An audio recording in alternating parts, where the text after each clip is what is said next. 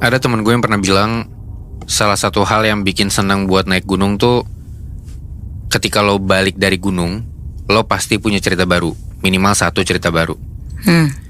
Tapi cukup nyebelin sih kalau misalkan cerita baru yang lo punya tuh cerita horor, yang bahkan cerita yang mau gue ceritain ini nih baru aja dimulai kejadian horornya gara-gara sesuatu yang lo alami di gunung itu. Cerita ini dari penggemar Scary Things yang kirim ke email juga, dari seorang cewek yang namanya kita sebut aja Nindi ya. Oke. Nindi ini mahasiswi yang kuliah di Bandung, tepatnya di Bandung Selatan. Hari itu tepatnya kata dia tanggal 3 Juli 2013. Nindi sama 14 orang temennya ini muncak ke Gunung Puntang. Mereka daki terus sampai ke Curug ya. Di perjalanan ini, temennya Nindi yang namanya Nisa itu kecapean. Gara-gara itu, akhirnya mereka semua nggak ngelanjutin perjalanannya nih buat lanjut ke puncak. Mereka malah pulang.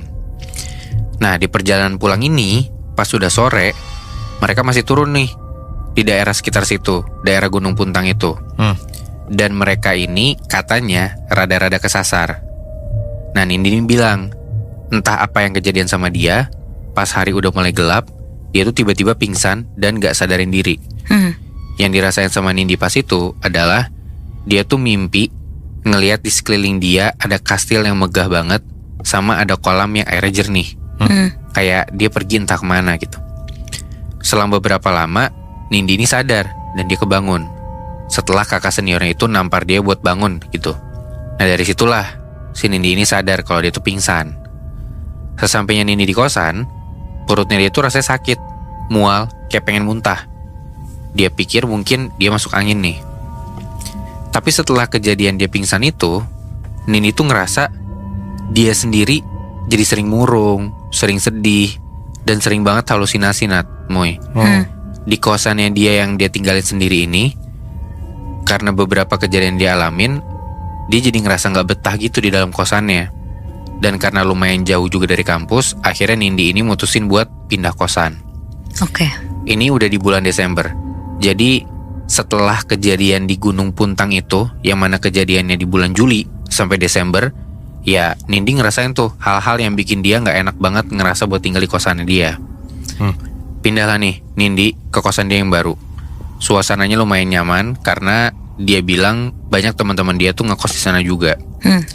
Nah, satu hari, itu di hari Kamis malam Jumat, Nindi ini balik ke kosannya dia sekitar jam 8 malam.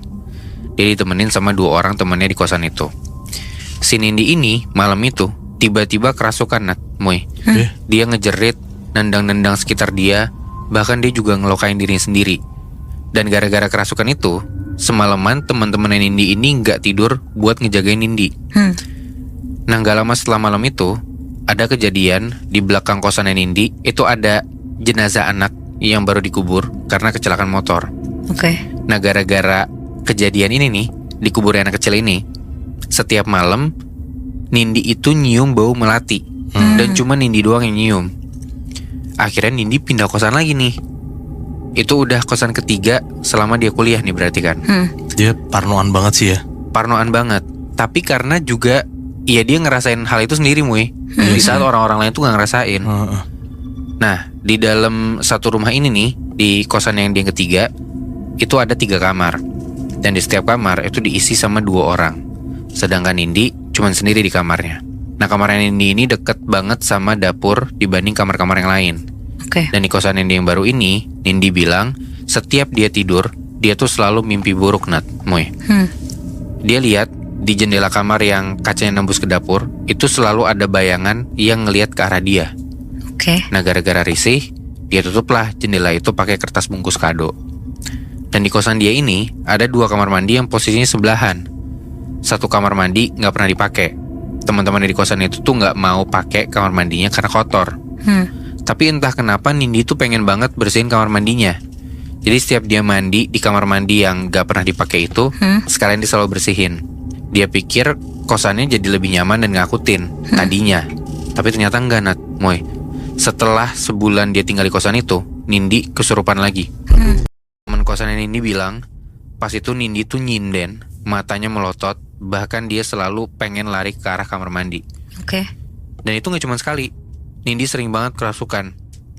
Gara-gara mungkin dilihat aneh sama teman-temannya kali ya, akhirnya Nindi dijauhin tuh sama teman-temannya. Nindi makin stres, nggak ada yang mau nemenin dia makin sendiri, dan akhirnya Nindi pindah kosan lagi. Wah. Jadi udah kosan keempat nih selama dia kuliah kan. Dan kali ini jauh dari kampus. Cuman ya gimana, mungkin biar dapat kosan yang lebih nggak menakutkan buat dia kali ya. Nah di kosan ini tuh Nindi lumayan betah nih. Dan selama berbulan-bulan untungnya nggak ada kejadian aneh sama sekali. Nah cuman tiba-tiba entah kenapa di satu waktu Nindi ini kerasukan lagi. Setelah sekian lama dia nggak mengalami hal-hal yang menakutkan lah.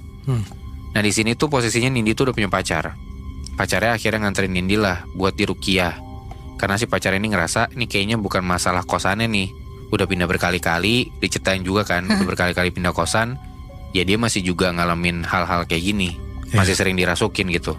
Kayaknya berarti ini mungkin karena Nindinya sendiri gitu. Mereka pergilah bareng sama 2 temennya Nindi juga. Pergi ke tempat seorang bapak untuk diruqyah gitu ya. Baru sampai di depan pintu rumahnya si bapak-bapak ini, Nindi udah langsung pingsan dan setelahnya kerasukan.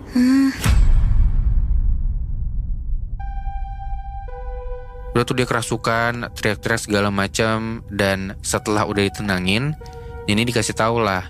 Si bapak itu bilang kalau ada makhluk halus yang tinggal di badannya Nindi. Dan makhluk ini asalnya dari gunung. Nindi merinding banget tuh. Apa jangan-jangan sosok ini tuh sosok yang ada di Gunung Puntang itu. Nah katanya si bapak ini, makhluk itu tuh suka sama Nindi. Dan buat bisa ngeluarin makhluk ini, Nindi harus cepet-cepet nikah. Kayak gitu. Iya katanya gitu kata si bapak-bapak ini. Nah dengan perasaan yang percaya gak percaya, akhirnya Nindi pulang lah ke kosannya dia. Nindi udah mulai capek, cuman ya dia mikir gue percaya sama Tuhan aja lah. Sampai akhirnya di bulan September 2014, Nindi tuh harus ngelakuin operasi usus buntu. Pas itu Nindi ditemenin sama nyokapnya. Dan sebelum operasi, Nindi ini bilang dia tuh bisa ngelihat sosok makhluk halus, Nat, Muy. Dia gak nyeritain sih bentuknya kayak gimana. Tapi makhluk ini tuh bikin Nindi ngejerit ketakutan, dia bilang gitu. Dan entah gimana, tapi Nindi kayaknya beruntung banget ya menurut gue. Cuman gue juga gak terlalu paham kenapa ini bisa terjadi. Tapi intinya di situ tuh ada seorang bapak-bapak yang lagi nungguin anaknya yang lagi dirawat. Dan bapak ini ternyata bisa ngebantu buat nyembuhin Nindi. Jadi si bapak-bapak ini nanya, Nat, Moy, sejak kapan Nindi bisa sering kayak gini, kerasukan dan bisa ngelihat makhluk-makhluk halus gitu. Nindi jawab, dari tahun 2013 katanya. Terus si bapak ini nanya lagi, ada nggak laki-laki yang pernah disakitin atau mantan pacar yang sering disakitin sama Nindi?